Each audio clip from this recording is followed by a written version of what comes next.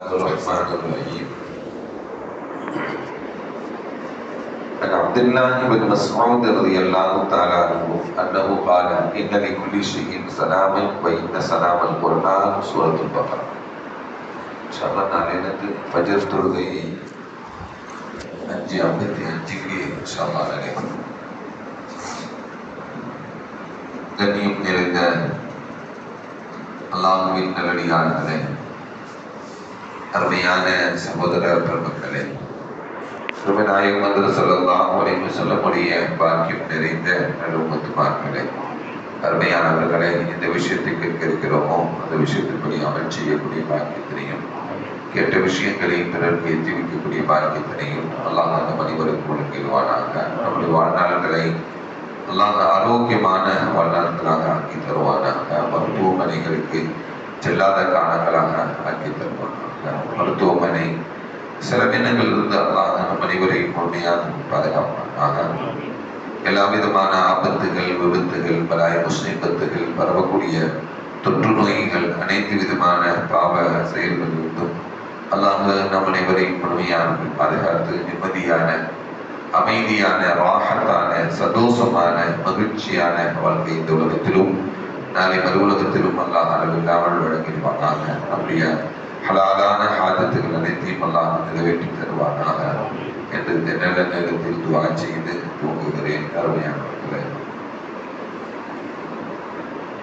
ஹஜ்ரத் அப்துல்லாஹ் இப்னு மஸ்ஊத் ரலியல்லாஹு தஆலா அன்ஹு அறிவிக்கக்கூடிய ஹதீஸ், அன்னஹு قال இன்ன லிகுல்லி ஷைஇன் ஸலாமா,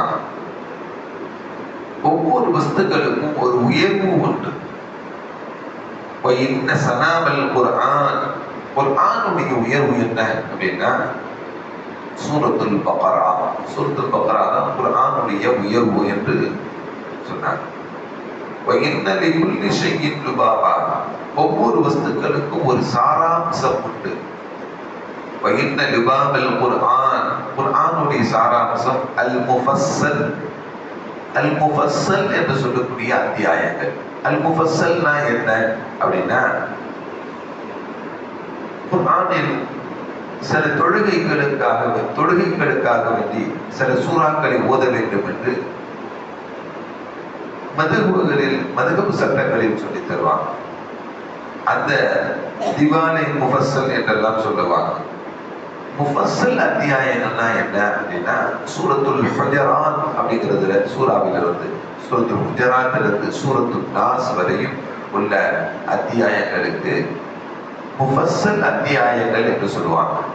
அந்த முஃபஸ்ஸல் அத்தியாயம் தான் குர்ஆனுடைய சாராம்சம் என்று ஹஜ்ரத் அப்துல்லாஹ் இப்னு மஸ்ஊத் ரலியல்லாஹு தஆலா அன்ஹு அறிவிக்கக்கூடிய ஹதீஸ் தாரமி போன்ற கிதாபுகளில் இடம்பெற்றிருக்கக்கூடிய செய்தி. அதே போல அலி ரலியல்லாஹு தஆலா அன்ஹு அறிவிக்கக்கூடிய ஹதீஸ், சமீஅத்து ரசூலுல்லாஹி ஸல்லல்லாஹு அலைஹி வஸல்லம் யகூல், ஸல்லல்லாஹு அலைஹி வஸல்லம் சொன்னாங்க, லிகுல்லி ஷைஇன் உரூஸ், உரூஸுல் குர்ஆனி அர் ரஹ்மான், ஒவ்வொன்றுக்கும் அழகும் அலங்காரமும் உண்டு. ஒவ்வொரு வஸ்துக்களுக்கும் அழகும் அலங்காரமும் உண்டு. உரூஸுல் குர்ஆன், குர்ஆனுடைய அழகும் அலங்காரமும் அர் ரஹ்மான், சூரத்துர் ரஹ்மான் என்று சொன்னாங்க. குர்ஆனுடைய அழகும் அலங்காரமும் சூரத்துர் ரஹ்மான் என்று சொன்னாங்க ஸல்லல்லாஹு அலைஹி வஸல்லம். அதே போல இப்னு மஸ்ஊத் ரலியல்லாஹு தஆலா அன்ஹு அறிவிக்கக்கூடிய ஹதீஸ், ஸல்லல்லாஹு அலைஹி வஸல்லம் சொன்னாங்க, மன் கரஅ சூரத்துல் வாqiஆ, சூரத்துல் வாqiஆவை ஃபீ குல்லி லைலத்தின், ஒவ்வொரு இரவும் யார் ஓதி வருகிறாரோ, லம் துஸ்பிஹு ஃபாகா, அவருக்கு வறுமையே ஏற்படாது, அவருக்கு வறுமையே ஏற்படாது என்று ஹஜ்ரத் ஸல்லல்லாஹு அலைஹி வஸல்லம் சொன்னாங்க. வகான இப்னு மஸ்ஊத், இப்னு மஸ்ஊத் ரலியல்லாஹு தஆலா அவர்கள் யகுரு பனாதிஹி, அவருடைய பிள்ளைகளை எல்லாம், பெண் பிள்ளைகளை எல்லாம் ஓதுபடி கட்டளையிடுவாங்க. யக்ரஅன பிஹா, அவர்களும் அதை ஓதுவார்கள். ஃபீ குல்லி லைலத்தின், ஒவ்வொரு இரவும் ஓதுவார்கள் என்று அதற்கு இப்னு மஸ்ஊத் ரலியல்லாஹு தஆலா அவர்கள் இந்த ஹதீஸ் அறிவிக்கிறாங்க. அவருடைய குடும்பத்தில் ஓத வைத்ததாக தகவல்களை இந்த ஹதீஸ் மூலமாக நமக்கு சொல்லித் தராங்க. இப்னு மஸ்ஊத் ரலியல்லாஹு தஆலா அவங்களுக்கு நிறைய பெண் பிள்ளைகள். அவர்கள் மரண தருவாயில் இருக்கக்கூடிய சமயத்தில் ஹஜ்ரத் உஸ்மான் ரலியல்லாஹு தஆலா அவர்கள் ஹலீஃபா. இவர்கள் மரணிக்கக்கூடிய இந்த நேரத்தில் பெண் பிள்ளைகள் எல்லாம் நிறைய இருக்கிறாங்களே, உங்களுக்கு ஏதாவது உதவி செய்யலாம் அப்படின்னு சொல்லி உஸ்மான் ரலியல்லாஹு தஆலா அவங்க இப்னு மஸ்ஊத் அவர்களிடம் கேட்டு விடுறாங்க. கேட்டு விட்ட பொழுது, என் பிள்ளைகள் எல்லாம் சூரத்துல் வாக்கியாவை ஓதுகிறாங்க, அவங்களுக்கு எந்த விதமான வறுமையும் ஏற்படாது, எந்த சிரமங்களும் வாழ்க்கையில் கஷ்டங்களும் ஏற்படாது, வறுமை ஏற்படாது, அவங்க வாக்கியா ஓதிக்கிட்டு இருக்கிறாங்க அப்படின்னு சொல்லி அவ்வளவு தைரியமாக என்ன பண்ணாங்க, ஹலீஃபா உஸ்மான் ரலியல்லாஹு தஆலா சொன்னாங்க. அந்த அளவுக்கு குர்ஆனின் மீது நம்பிக்கை, நபிகள் நாயகம் ஸல்லல்லாஹு அலைஹி வஸல்லம் சொல்லித் தரக்கூடிய அவருடைய வார்த்தைகளுக்கு உயர்வு உண்டு, அது நடக்கும் அப்படிங்கிற அபரிவிதமான நம்பிக்கை, அல்லாஹ் மீதும் நம்பிக்கை, அல்லாஹ்வுடைய ரசூலுடைய வார்த்தைகள் மீதும் என்ன நம்பிக்கை வைத்ததனால அந்த நபித்தோழர்கள் எல்லாம் சஹாபாக்கள் எல்லாம் என்ன குர்ஆன் அந்த மகத்துவத்தை நமக்கு பெற்றுத்தரும் அப்படிங்கிற அந்த உயர்ந்த எண்ணங்கள் தான் அவர்களை உயர்ந்த நிலையில் வாழ வைத்தது.